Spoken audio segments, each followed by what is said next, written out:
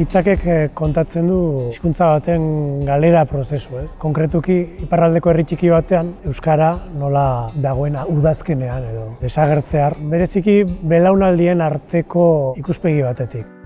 Badakizu euskara luzaz eta beharbada oraindik ere izan dela hizkuntza bat gutxietsia eta hiztunak haiek ere gutxietsiak sentitzen zirenak edo lotsatuak euskaldun izateagatik. Beraz, askok ez dute transmititu beren seme-alabei.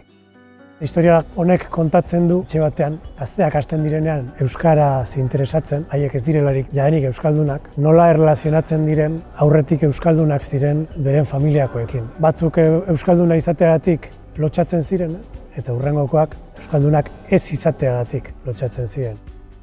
Eta horretarako abiatu naiz Xamar idazlearen etxera bidean liburuko pasarte batzuetatik eta baita ere Bernardo Atxagaren beste testu batzuetatik.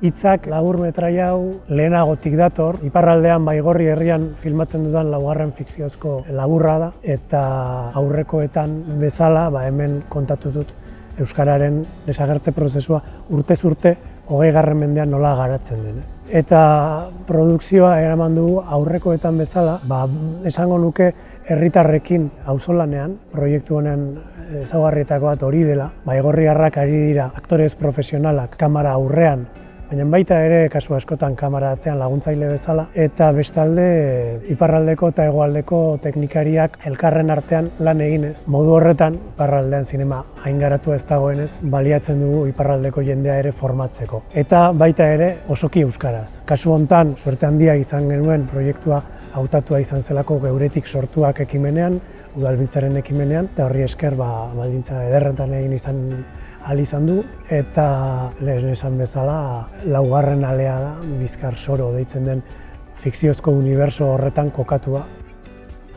Bizkar Soroko serie hortan nahi nuke azken bat egin, honen ondotik, honen segida izango litzatekeena 5. bat, eta, ez dakit hori momentuz finantzak eta bidean da, baina gustatuko litzaidake heldu den urte hasieran filmatzea azken bat alaba deituko dena, eta kontatuko duena aurren ikuspegitik iparraldeko herri txiki horretan nola sortzen den ikastola bat 80ko hamarkadan. Zinebin hautatua izatea, plazer bada, ez?